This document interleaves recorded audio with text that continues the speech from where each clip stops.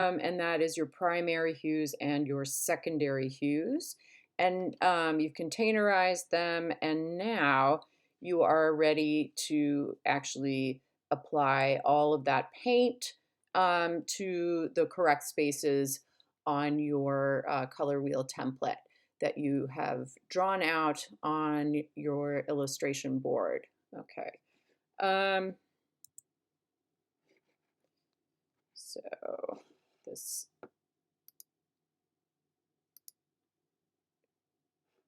oh, sorry here. Okay, so the first step here is work step one.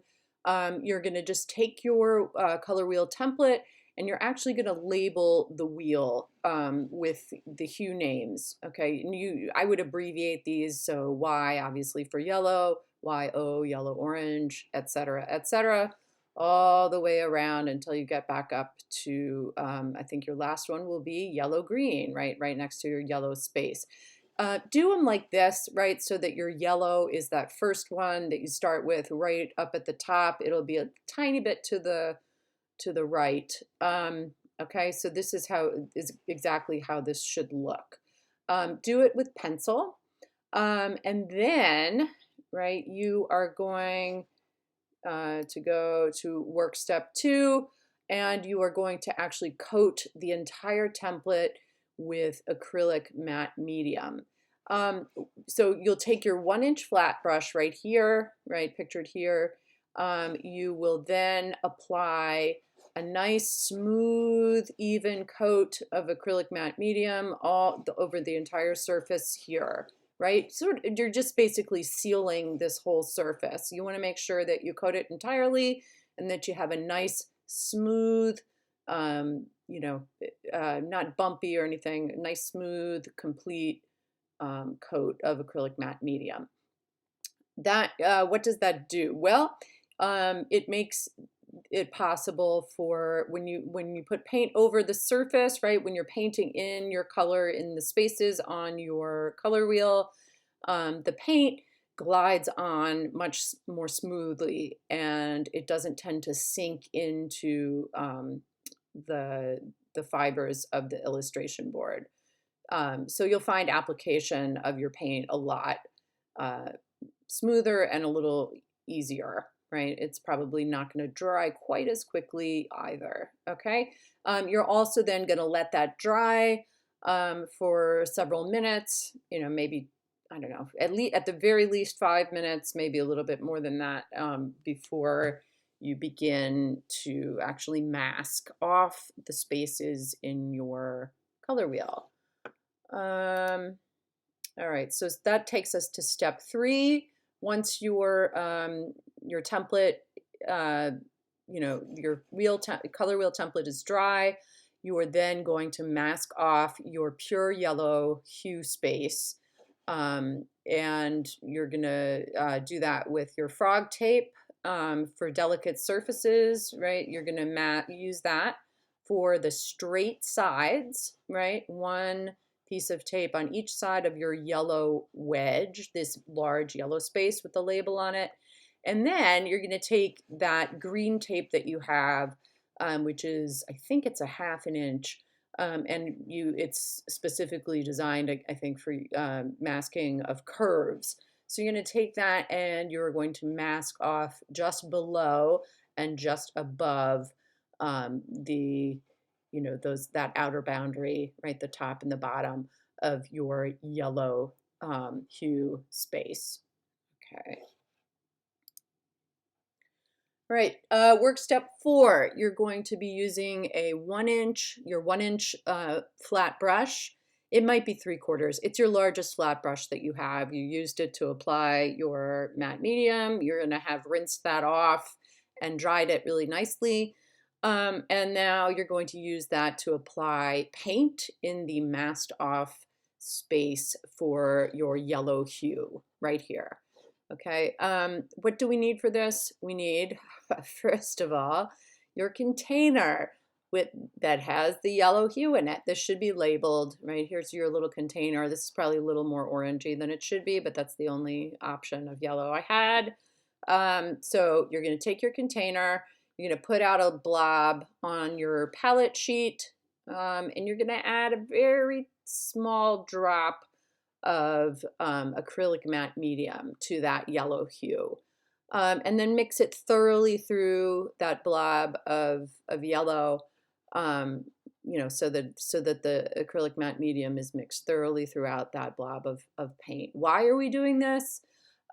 So that, well, okay, so this is acrylic matte medium, right? So that matte word means that it's a less shiny.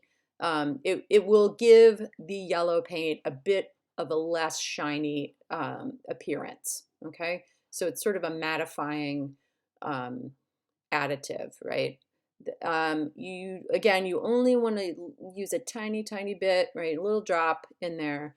You don't want to really, you don't want to make this paint transparent or translucent. You simply want to just use a little touch to mattify the surface when it's applied to your wheel.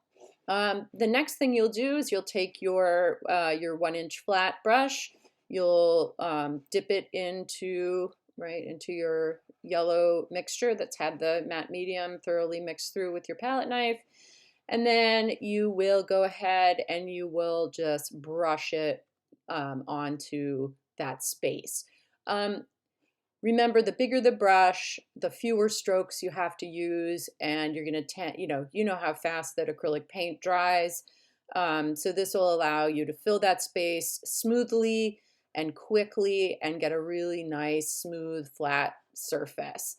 You may find, and again, you may find that you probably need to do 2 coats of this to give it complete opaque coverage, right? You'll know by if it's covered enough, right? If you have enough coats, when you can no longer see that yellow, the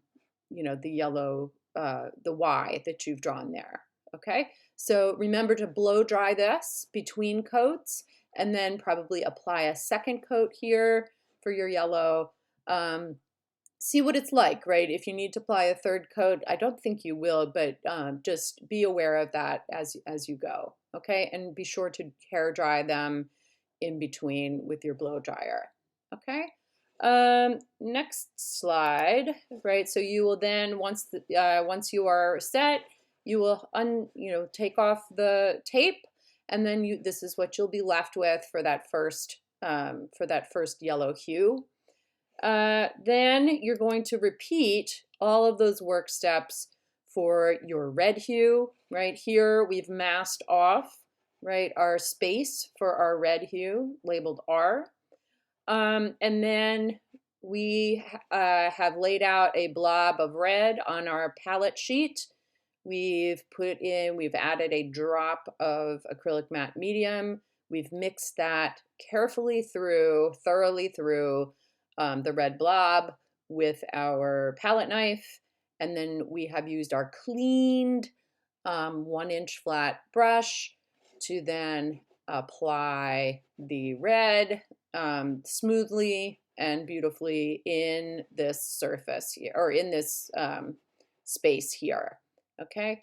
I think you'll probably only need 1 coat for this, but again, if you need more, you may need more, because that quinacridone, or sorry, that primary magenta pigment is a little bit translucent.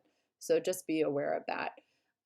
If you do need another coat, obviously, again, hair dry that with your blow dryer between coats.